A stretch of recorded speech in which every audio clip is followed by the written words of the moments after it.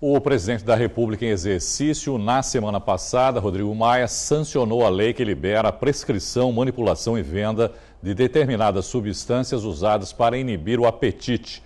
Em 2011, a Agência Nacional de Vigilância Sanitária, a Anvisa, havia proibido o uso desses mesmos produtos. Para falar mais sobre o assunto, nós recebemos agora o médico Roberto Debski. Roberto, boa noite, obrigado, por participar com a gente aqui. Primeiramente, quais são essas substâncias que foram liberadas?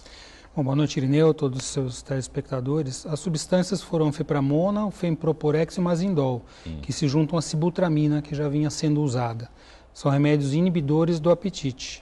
Por que tanta polêmica e controvérsia em relação a essas substâncias que já haviam sido proibidas, pela Anvisa em 2011, não é, doutor Roberto? Sim, essas substâncias foram proibidas em 2011, ficaram esses anos todos sem poder ser comercializadas, sem poder ser manipuladas. E a controvérsia é porque existem estudos, mas ainda inconclusivos, e há uma série de riscos, fatores de risco para o uso dessas substâncias. Elas podem provocar diversos efeitos colaterais. Que seriam, por exemplo? Por exemplo, efeitos cardiovasculares, palpitação, arritmia, alterações no humor, inclusive até transtornos psiquiátricos. Tudo isso quando a pessoa tiver a predisposição a apresentar esse tipo de problema. Outros países utilizam essas drogas ou não? Alguns utilizam, vários já proibiram. Isso em todo mundo, tem legislações próprias para cada país. Para quem é indicado o uso dessas substâncias? Então, ela pode ser indicada para pessoas que têm uma necessidade imediata de medicamentos. Então, estão iniciando um processo de emagrecimento, um acompanhamento para a obesidade. Só que, no meu ponto de vista, a gente tem que ter uma perspectiva que isso não pode ser utilizado a médio e longo prazo. Seria algo mais para ser utilizado com um tempo para iniciar esse processo, que tem que ser feito em conjunto com outros processos, né? Então, a pessoa, para emagrecer, ela não pode depender somente de medicamentos inibidores do apetite. Até porque o fato da pessoa engordar e da obesidade se deve a uma série de fatores conjuntos: compulsão alimentar, alterações comportamentais, o próprio tipo de alimentação que essa pessoa ingere, que gera mais compulsão alimentar. Então, a dependência só da medicação, a longo prazo e médio prazo, vai ser frustrante. Existe alguma coisa que justifique a liberação dessas drogas, Roberto? Existem drogas, por exemplo, que são parecidas com essas e que já são utilizadas e que já foram melhor testadas e são utilizadas hoje? Então, essas drogas, elas têm um efeito mais imediato, elas alteram o humor, elas são estimulantes, né? São tipo anfetamínicos. Então, elas, de maneira muito rápida, elas inibem o apetite. Entendi. E deixam a pessoa mais eufórica, mais excitada. Então, o efeito prático delas é muito rápido. Só que a gente tem que ver que elas não podem ser utilizadas por um longo tempo por conta do seu risco. E existem pessoas que usam por anos, indiscriminadamente. Era feito dessa maneira, talvez por isso que houve essa proibição pela Anvisa, essa colocação da proibição da medicação que ficou vigente por tantos anos. E aí a briga das entidades médicas com a Anvisa, enfim, tudo isso que aconteceu esses anos. Mas mesmo assim a Anvisa continua contrária à liberação dessas drogas, Sim, não é? A Anvisa continua contrária e as entidades médicas dizem que a Anvisa não pode regulamentar sobre isso. Então fica aquela questão política... Tem que regulamentar sobre o quê? Não é a agência de vigilância... Sim, sobre vigilância sanitária, só que diz que os estudos médicos e clínicos, quem tem que fazer são as associações médicas, e aí fica essa questão de um lado e de outro, uma questão que fica sendo até política. É uma briga até da indústria farmacêutica nesse caso, né? Inclusive, com certeza. A droga já está disponível, já está liberada? Então, houve essa liberação agora, esse decreto, e ela vai começar a ser comercializada, começar a ser manipulada, e as pessoas, os médicos que o utilizam vão poder prescrever, mas inclusive com nova regulamentação, faixa preta. É importante ficar claro isso, né, doutor Roberto? Na verdade, essa liberação não é que você vai poder chegar lá no balcão da farmácia e pedir o remédio, não, né? Não, de jeito algum, é um medicamento... Não pede a necessidade da prescrição médica, inclusive um remédio sendo tarja preta. Somente com medicação, com prescrição médica, ele é um medicamento faixa preta, retenção da receita azul e um controle. Então vai ser feito um pouco diferente do que era antigamente, para poder ter uma segurança um pouco maior.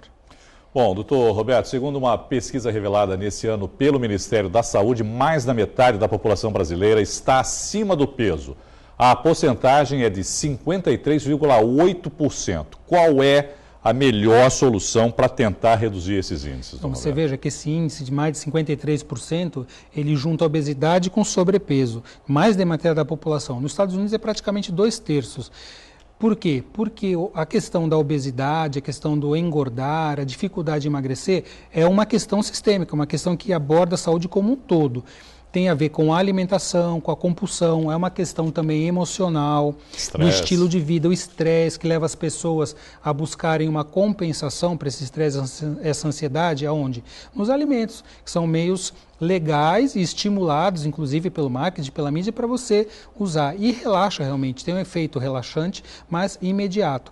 Então você tem que fast food, você tem que olhar que essa questão tem a ver com a alimentação, com o emocional, com a questão metabólica, é uma série de fatores e a gente tem que abordar isso dessa maneira, de maneira multidisciplinar. A pessoa tem que mudar o estilo de vida, fazer atividade física regular, cuidar com o tipo de alimentação que ela come, porque existem alimentos que são aditivos, eles criam vício, da mesma maneira que drogas.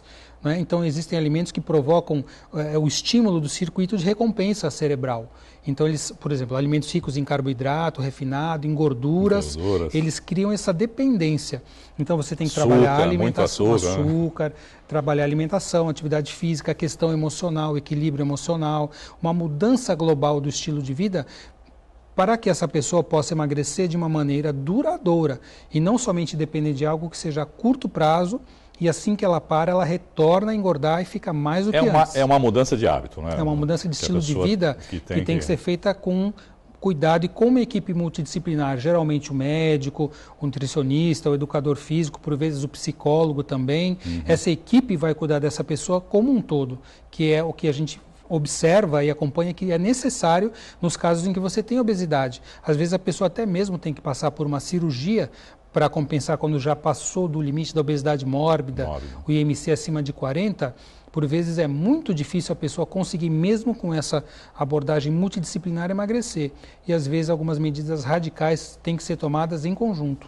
Nós já conversamos aqui mesmo no Caderno Regional, não é, doutor Roberto, a respeito da obesidade, mas nunca é demais lembrar as consequências da obesidade. Quais graves. As outras doenças que acabam tendo consequência na obesidade? Isso já cientificamente comprovado, a gente sabe que a obesidade ela é uma porta que abre para muitas outras doenças crônicas. As doenças cardiovasculares, que são as que mais matam no mundo, então infarto, os derrames, não é? Alguns tipos de câncer, doenças osteomusculares, doenças metabólicas como diabetes, doenças autoimunes, várias dessas doenças têm a obesidade como um fator desencadeante. Porque quando a pessoa se torna obesa, ela se encontra num estado de desequilíbrio, ou seu organismo se encontra numa inflamação crônica, uma série de fatores que leva ela a adoecer de tudo aquilo que ela tem a predisposição a adoecer. Então é um fator muito grave e tem que ser olhado com muito cuidado a questão da obesidade. Obrigado, viu, doutor Roberto Debski, mais uma vez por participar conosco aqui no Caderno Regional. Agradeço, com a disposição. Uma boa noite. Boa noite. Obrigado.